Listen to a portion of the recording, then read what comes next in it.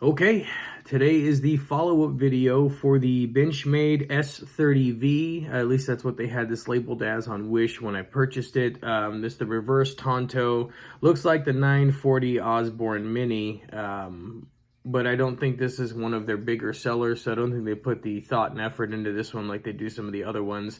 We're going about 2.5, 3 weeks in on this one, and I was going to run it until Sunday and just see how I like it, but the issues that I talked about with the blade on the earlier videos have gotten worse, and they're starting to bug me, and I'm tired of using it, if I'm being honest. So we'll just jump right into it. The aesthetics on this thing I was never really too jazzed about. I mean, it's got some nice little curves on it and all that, but it's not really anything that stood out to me to begin with.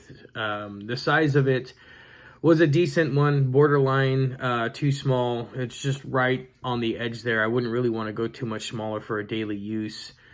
But if you prefer a little bit of a smaller knife, a little bit of a less weighted knife, this one would be good for you in that aspect.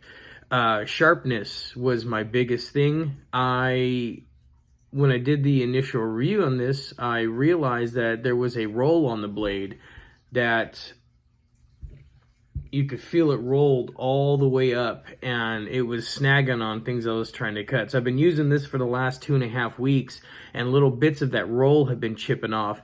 So this thing was fairly, I don't want to say it's sharp. It wasn't anywhere near the sharpness of some of these others I've tested, but it is definitely not sharp now. It drags through everything, pulls through everything. I got to force the blade through.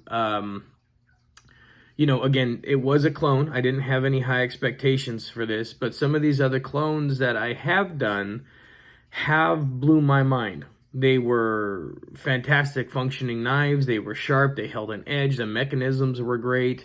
But this clone did not blow my mind. And, you know, the mechanisms loosened up a little bit.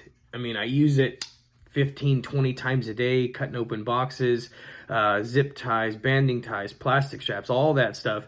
And most of the knives hold up pretty well, but this one didn't. The blade went to crap really fast. Functionality of it, as a knife, a dull knife, it works, but, you know, 15, 20 times a day minimum, and it's still pretty stiff. It is sturdy though. It didn't really loosen up any, which is good and bad, depending on how you take it. Yeah, I'd give this thing like a 4 out of 10, and that's being generous, because it's, I mean, I could sharpen it, but that's not the point. I could fix the blade, the edge, the bevel, but the point is to gauge these things on a first impression, and then after no augmented use whatsoever.